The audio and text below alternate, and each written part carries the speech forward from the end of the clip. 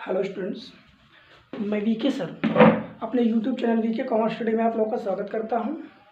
तो आप लोग हमारा साथ दे रहे हैं, इसलिए बहुत बहुत आप लोग को धन्यवाद। आप लोग अतुलनीय कार्य कर रहे हैं, ठीक है, जिसकी तुलना नहीं की जा सकती। इस तरह से आप लोग लगे हैं पढ़ाई में, ठीक है। तो बहुत बहुत धन्यवाद और ज़्यादा से ज़्यादा लोगों को जोड़ने का प्रयास करिए, ये आपसे हमारी मनोकामना है, ठीक है।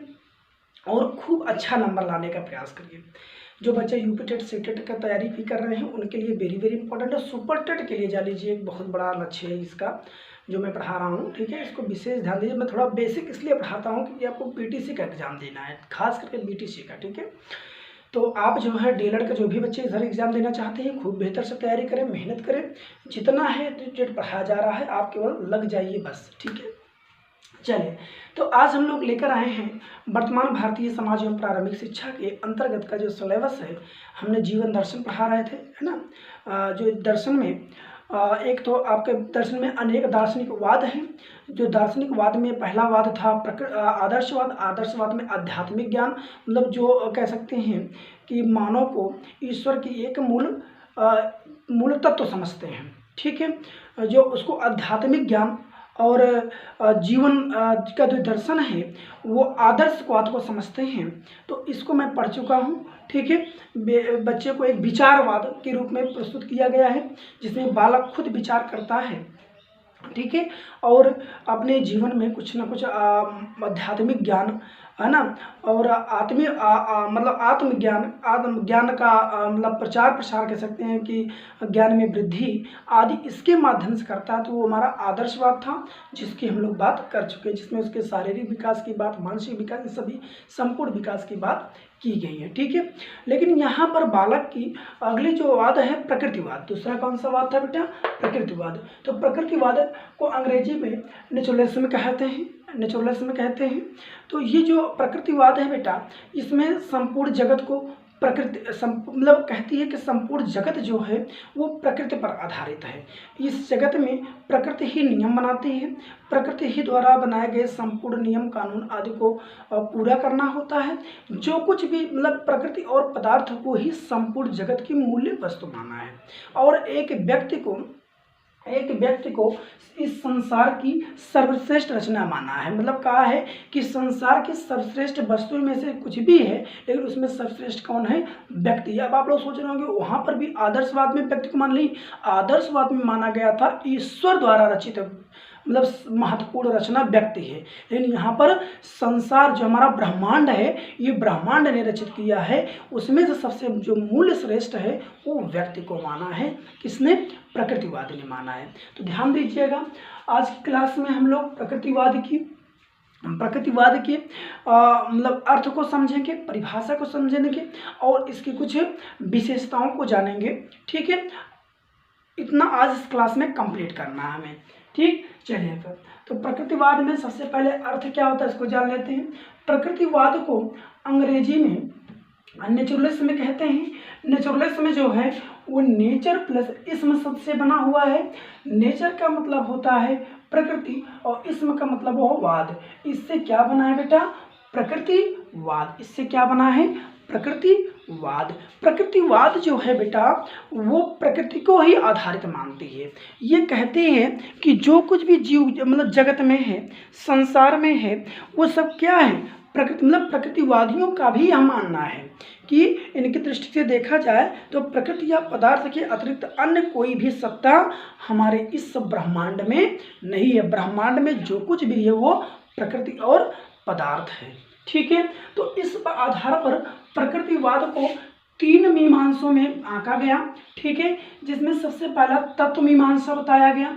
तत्व मीमांसा में जैसा कि बताया गया है, तत्व मीमांसा में जो प्रकृतिवाद है उस प्रकृतिवाद के जगत में भौतिकवाद आता है, जीववाद आता है, यंत्रवाद आता है, ठीक है। भौतिकवाद, जीववाद और यंत्रवाद।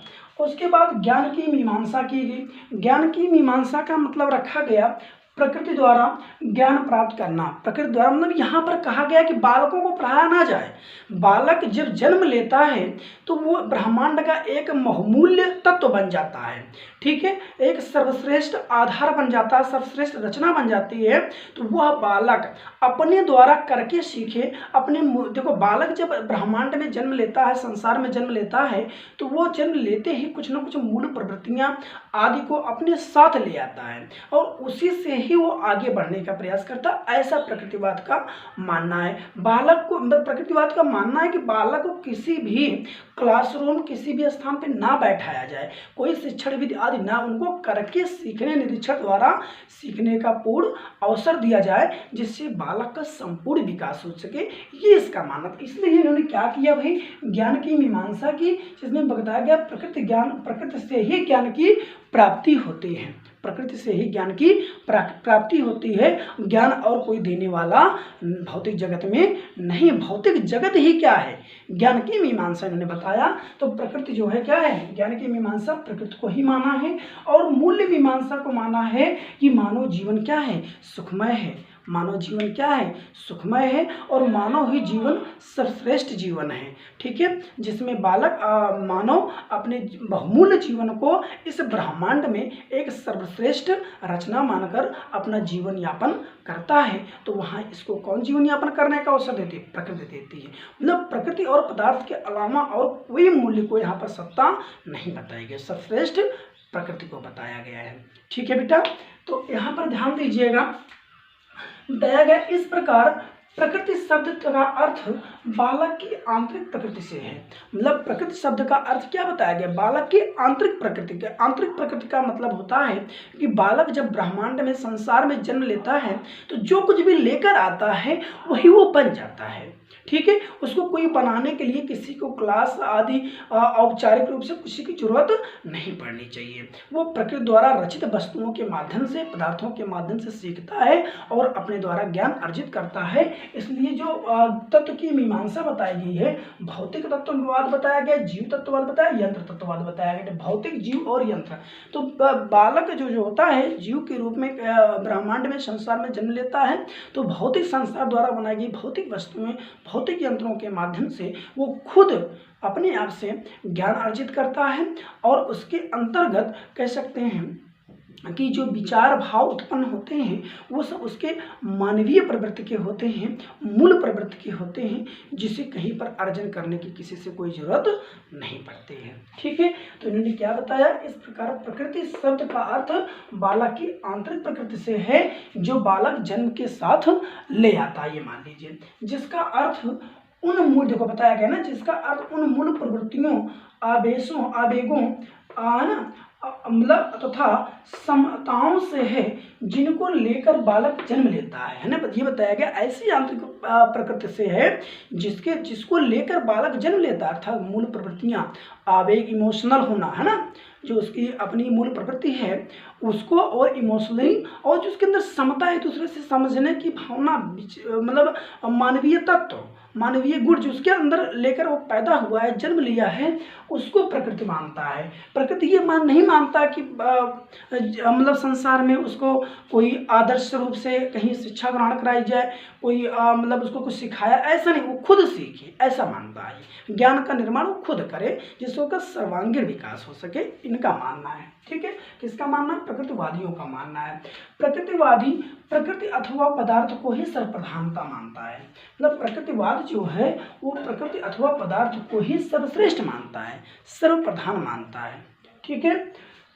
प्रकृतिवादियों के अनुसार प्रकृति या पदार्थ के अतिरिक्त अन्य कोई सत्ता नहीं है। मतलब जो प्रकृतिवादी मानते हैं प्रकृति और पदार्थ के अलावा उनके या और कोई सत्ता नहीं है, वे प्रकृति को ही पूर्ण शक्तिमान मानते हैं। मतलब प्रकृति को ही, जो हमारा ब्रह्मांड है, जो हमारा संसार रचित है, इसी को ही सर्वश्रेष्ठ माना जाता है। और इसको रचने वाला कौन है, प्रकृति है। तो प्रकृति ही सब कुछ है। अगर प्रकृति से हम अपने आप को प्रकृति में रख दें तो वो बालक कुछ भी बन सकता है, कह सकते हैं, ठीक है। तो ऐसा मानना है, क्योंकि बालक को पूर्ण स्वतंत्रता मिलती है, खुली अवसर मिलते हैं, और वो अपने प्रयोग और निरीक्षण द्वारा करके कुछ न कुछ सीखने का प्रयास करता है। किसी प्रकार का बोझ नहीं होता है बालक पर, ये प्रकृतिवाद मानता है। ठीक है। तो ये क्या बताया भाई, प्रकृति को ही पूर्ण शक्तिमान मानते हैं और उसी के नियमों एवं कार्य कारण, ध्यान दीजिएगा, उसी के नियमों एवं कार्य कारण संबंध में विश्वास रखते हैं। अब जो प्रकृति कहती है, जो उसके द्वारा नियम बनाए गए हैं, कार्य बनाए गए हैं, कारण, कार्य के कारण दर्शाए गए हैं, इसी को ही सर्वश्रेष्ठ माना जाता है। ठीक है, अन्य किसी से कोई मतलब नहीं है, बस केवल प्रकृति ही सर्वशक्तिमान है। जो नियम बनाई है उसी नियम पर आप अपना क्रिया करिए, प्रक्रिया करिए और उसके द्वारा दर्शाए गए कार्यों को करिए और उसके द्वारा जो कार्य निराकरण में है, निगेटिविटी बताई गई है, नकारा गया है, ऐसे कार्यों को न करिए, नहीं तो प्रकृतिवाद का दंड भी बहुत भारी पड़ जाता है। ठीक, ऐसा बताया गया है। तो उसके नियमों पर ही, संबंध पर विश्वास करते हैं। उनका मत है प्रत्येक वस्तु प्रकृति से जन्म लेती है। मतलब प्रकृतिवादियों का क्या मत है कि प्रत्येक वस्तु जो हमारे इस संसार में है, जो हमारे इस भौतिक जगत में है, प्रत्येक वस्तु किससे जन्म लेती है, प्रकृति से जन्म लेती है और उसी में विलीन हो जाती है, ये मानना है। ठीक है, मतलब प्रत्येक वस्तु प्रकृति से ही जन्म लेती है और प्रकृति में ही क्या हो जाती है, विलीन हो जाती है। ठीक है, इसी आधार पर प्रकृतिवाद को तीन मीमांसा में बांटा गया, तत्व, ज्ञान और मूल्य। तत्व मीमांसा में क्या क्या जोड़ा गया भाई प्रकृतिवाद में, भौतिकवाद है ना, भौतिक जगत, और मूल्य तत्व, जीव तत्व और यंत्र तत्व, यंत्रवाद को इन्होंने तत्व मीमांसा में माना है। और ज्ञान मीमांसा में बताया गया प्रकृति द्वारा ही ज्ञान प्राप्त किया जा सकता है। ठीक है, मतलब प्रकृति ही बच्चों को करके सीखने का अवसर देती है। और मूल मीमांसा में ज्ञान मतलब मनुष्य एक सुखमय जीवन है, मनुष्य एक हमारे इस ब्रह्मांड में रचित एक सर्वश्रेष्ठ रचना है, सर्वश्रेष्ठ आकार है। इसी मनुष्य से ही जो कुछ भी जीवन में प्राप्ति होती है वो अपने उसी प्रकृति से ही प्राप्ति से अपना एक सुखमय जीवन जीने का अवसर प्राप्त करता है। ठीक है, ये कौन कहते हैं, प्रकृति कहते हैं। तो प्रकृति ही सब कुछ है, ये मान लीजिए।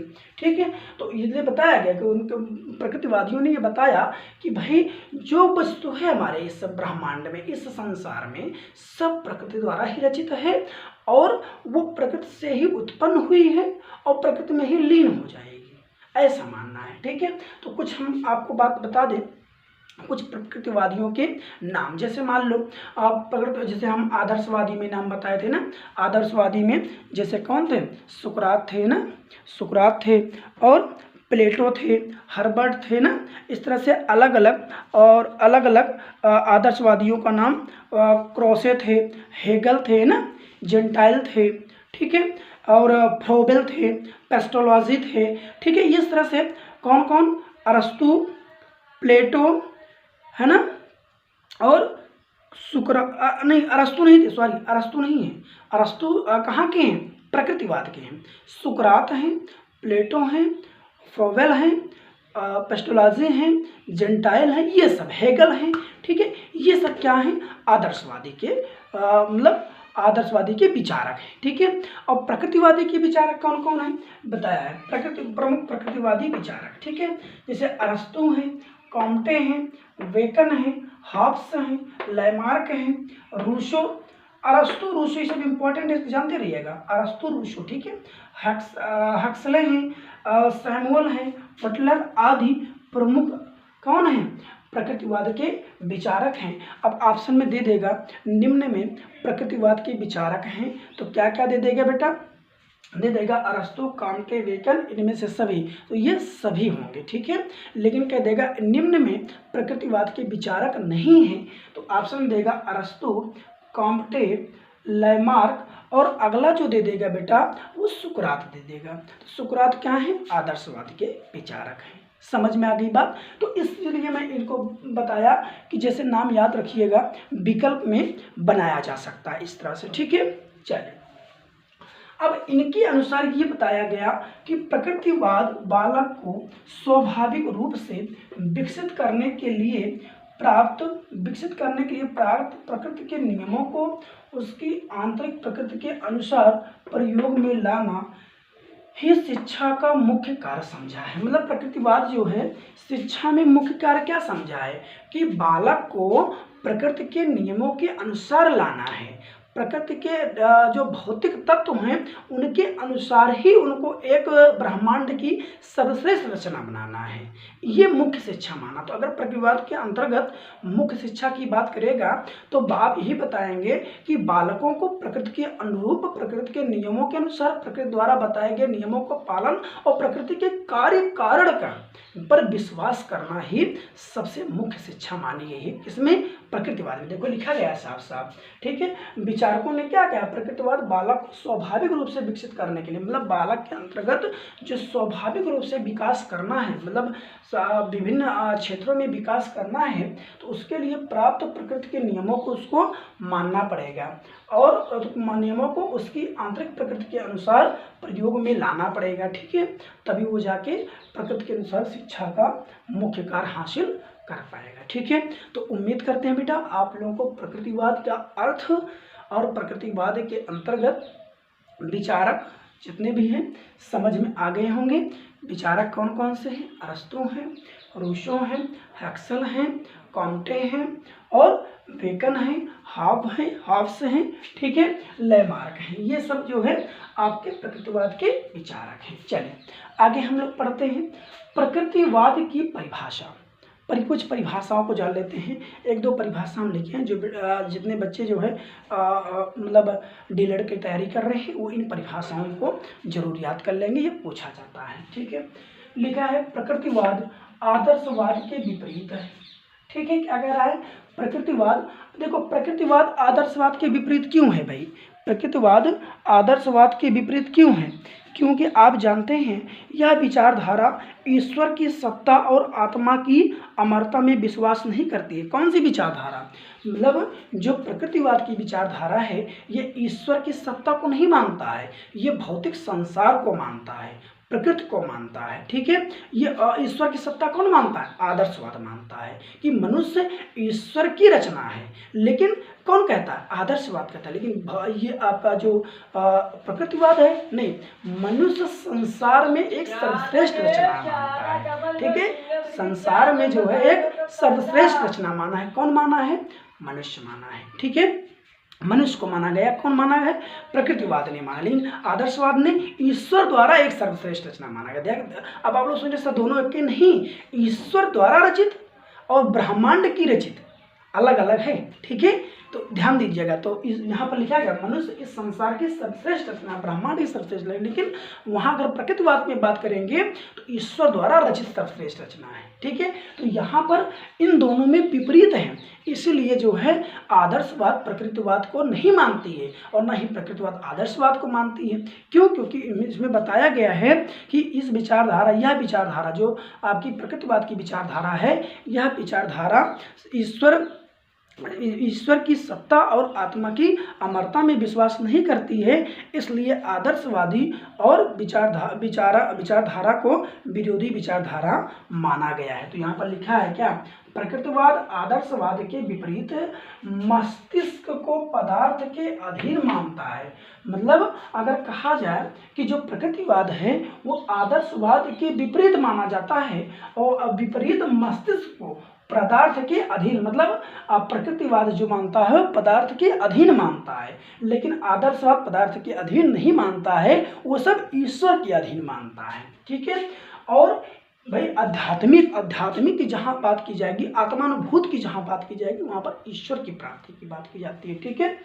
तो यह विश्वास करता है कि अंतिम यथार्थ भौतिक है, आध्यात्मिक नहीं, ठीक है। अंतिम पदार्थ भौतिक है, मतलब जिसको देखा जा सकता है, आध्यात्मिक नहीं है, जिसकी अनुभूति नहीं की जा सकती है, उसको प्रकृतिवाद ने बिल्कुल नहीं माना है।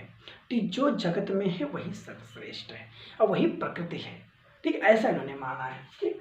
कौन कहा है परिभाषा को, थॉमस एवं लैंग के अनुसार माना गया है, ठीक है। अच्छी परिभाषा देगी। अगला दूसरी परिभाषा है, प्रकृतिवाद एक दर्शन है जो उन लोगों द्वारा अपनाया जाता है जो दर्शन की वैज्ञानिक व्याख्या करते हैं, ठीक है। मतलब प्रकृतिवाद एक दर्शन है जो उन लोगों द्वारा अपनाया जाता है जो दर्शन की वैज्ञानिक व्याख्या करते हैं। इस परिभाषा को किसने दिया है बेटा, इस परिभाषा को दिया है रस्क के अनुसार, रस्क के अनुसार दिया गया परिभाषा है। ठीक है, पढ़ लीजिएगा। अब अगले हम बात करेंगे प्रकृतिवाद की विशेषताएं। ठीक है, प्रकृतिवाद की कुछ विशेषताएं हैं। जैसे पहली विशेषता क्या है, पुस्तकीय ज्ञान का विरोध। पुस्तकीय ज्ञान का विरोध, ध्यान दीजिएगा, प्रकृतिवाद में पुस्तकीय ज्ञान का विरोध किया गया। इसको point will be noted, important है। किस वाद में पुस्तकीय ज्ञान का विरोध किया गया है, तो प्रकृतिवाद में। ठीक है, प्रकृतिवाद में रूसो ने पुस्तकीय ज्ञान का विरोध किया है, क्योंकि कहा है पुस्तकों के द्वारा बालकों को रटने की शिक्षा दी जाती है। ठीक है, रटने का प्रयास किया जाता है, जो बालक को जीवन में क्रियाशील नहीं बना सके। भाई रटने की विद्या, रटने की जो शक्ति, अगर रटाया जाए कोई चीज़ तो बालक क्रियाशील नहीं हो सकता है। ठीक है, इसलिए रूसो ने पुस्तकीय ज्ञान का विरोध किया और उसके स्वाभाविक विकास पर बल दिया, जिससे बालक का स्वाभाविक विकास हो सके। और आप जानते हैं कि बाल्यावस्था में मानसिक शिक्षा का ही समय होता है। जितना तीव्र से बाल्यावस्था में बालक का मानसिक विकास होता है, उतना तीव्र गति से अन्य अवस्थाओं में मानसिक विकास नहीं होता है। तो बाल्यावस्था बालक की सुनहरी अवस्था होती है, जिसमें जो कुछ बालक बाल्यावस्था में बन जाता है वही आगे बनता चला जाता है, बहुत बड़ा परिवर्तन नहीं होता है। ठीक है, इसलिए प्रकृतिवाद ने क्या कहा, पुस्तकीय ज्ञान मत दीजिए, पढ़ाइए मत, समझाइए। ठीक है, बताइए, ऐसी कुछ भावना को उन्होंने माना है। इसीलिए उसको पुस्तकीय ज्ञान पे रटने की भावना आती है। जब रटने की शक्ति उसके अंदर नहीं होती तो वो बालक पीछे हटना शुरू हो जाता है, उसका विकास रुक जाता है। तो स्वाभाविक विकास के लिए जरूरी है उसको पूर्ण रूप से क्या कर दिया जाए, किसी विशेष पुस्तकीय ज्ञान से मुक्त कर दिया जाए, उसको प्रकृति के रूप में, प्रकृति में, संसार में छोड़ दिया जाए। वो अपने निरीक्षण द्वारा, अपने प्रयोग द्वारा वो खुद ज्ञान अर्जित कर लेगा। ऐसा प्रकृतिवाद का मानना है, जो रूसो महोदय भी इस बात को मानते हैं। ठीक है, तो अगला पॉइंट क्या था बेटा, अगला है बालक की स्वतंत्रता। ये भी बताया गया कि बालक को, प्रकृतिवाद के अनुसार बताया गया बालक को स्वतंत्रता प्राप्त होनी चाहिए। ठीक है, बालक को स्वतंत्रता प्राप्त होनी चाहिए, क्योंकि प्रकृतिवादियों का यह मानना है जब बालक की स्वतंत्र वातावरण नहीं प्रदान किया जाएगा तो बालक का स्वाभाविक विकास नहीं हो सकता है। ठीक है, वो लोग कहते हैं कि अगर बालक को हम स्वतंत्र रूप से अगर हम ना रखें तो उसका स्वाभाविक विकास नहीं हो पाएगा। अर्थात किसी भी बालक को स्कूल, शिक्षक, पुस्तकें, समय सारणी आदि के सब बालक के कार्यों में क्या करते हैं, हस्तक्षेप करते हैं। ठीक है, ये मानना है कि स्कूल जाएगा, समय सारणी निर्धारित होगी, बालक इससे डिप्रेशन में आएगा और बालक दूर हटना भागेगा तो उसका विकास रुक जाएगा, ऐसा मानना है। ठीक है, इसलिए बालक को क्या देनी चाहिए, पूर्ण रूप से स्वतंत्रता देनी चाहिए। और कह सकते हैं उसको इसका स्वाभाविक विकास एक कुंठित हो जाएगा। अतः प्रकृतिवादियों का यह मानना है कि, क्या मानना है कि बालक को जो कर रहा है उसको करने दिया जाए, उसके किसी भी कार्य में बाधा नहीं डाला जाए। ठीक है, और उसके सामने ऐसा वातावरण प्रस्तुत करना चाहिए जिसमें वो रहकर बालक स्वयं अपनी इच्छानुसार अपना विकास कर सके और अपने द्वारा निर्मित वस्तुओं पर, निर्मित ज्ञान पर विश्वास कर सके, जिसके उसका स्वाभाविक विकास संपन्न हो जाए। ठीक है, ऐसा इनका पूरी तरह से मानना है ऐसे प्रकृति में छोड़ दिया जाए, उसके लिए ना कोई नियम, ना कोई रूल्स, कोई ना फॉलो किया जाए, ना कोई स्कूल, ना कोई शिक्षक, ना कोई समय, ना कोई पुस्तक, क्योंकि ये सब इसके क्षेत्र में बाधा डालते हैं, इनका मानना है। किसका, प्रकृतिवादियों का मानना है।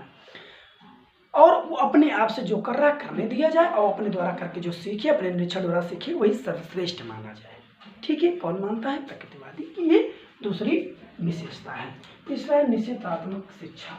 निश्चितात्मक शिक्षा का ये है, प्रकृतिवाद में निश्चितात्मक शिक्षा पर भी बल दिया गया है।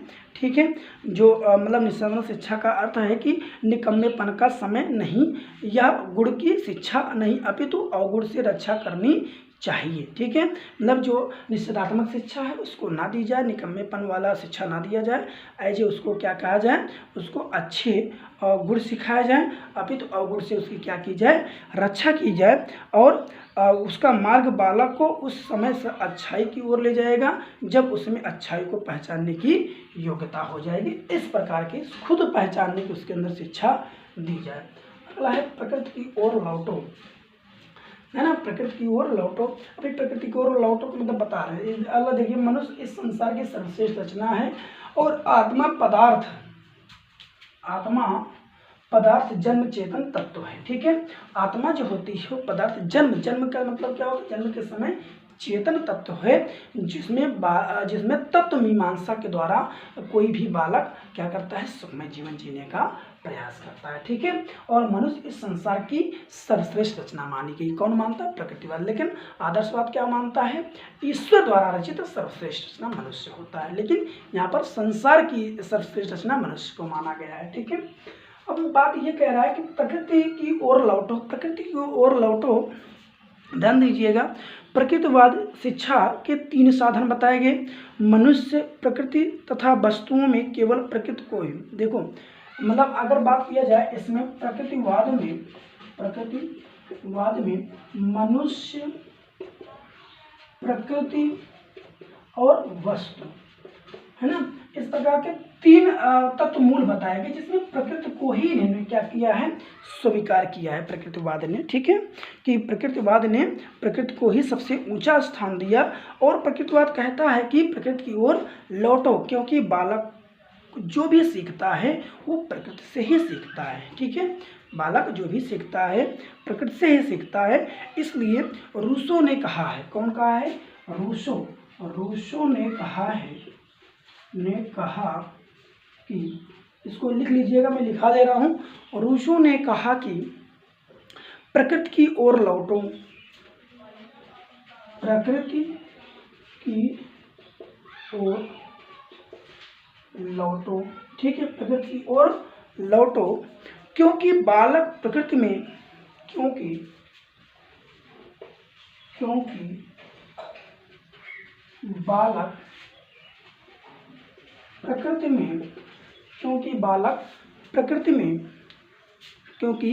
बालक प्रकृति में स्वतंत्र रहकर ही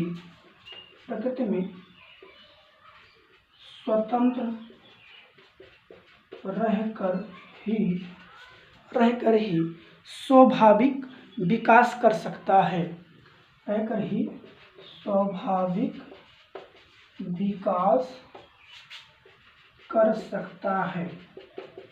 ये रूसो का कहना है। मतलब इन्होंने कहा कि प्रकृति की ओर लौटो, क्योंकि प्रकृति ही बालक के अंतर्गत स्वाभाविक विकास कर सकती है। अगर प्रकृति नहीं है तो बालक एकदम निरर्थक हो जाएगा। ये प्रकृतिवादियों का मानना है, रूसो महोदय का मानना है। ठीक है, और इसको कहते हुए कहा कि इन्होंने कि प्रकृति के निर्माता है, इसके हाथों में सभी वस्तुएं अच्छे रूप में मिलती हैं। इन्होंने कहा कि प्रकृति के निर्माता जो हैं उनके हाथ में कोई वस्तु बहुत सुंदर बहुत, लेकिन जब मनुष्य के हाथ में जाती है तो वो बेकार हो जाती है। ठीक है, ऐसा उनका मानना है। तो उम्मीद करते हैं बेटा आज हमारी प्रकृतिवाद का शिक्षण कार्य आपको समझ में आया होगा। समझ में आया तो लाइक करिएगा और चैनल सब्सक्राइब करिएगा, शेयर करिएगा, और शेयर उन्हीं बच्चों के पास करिए जो हमसे जुड़ कर पढ़ रहे हैं, और ज़्यादा से ज़्यादा प्रयास करिए कुछ बच्चों को जोड़ने के लिए। ठीक है, धन्यवाद।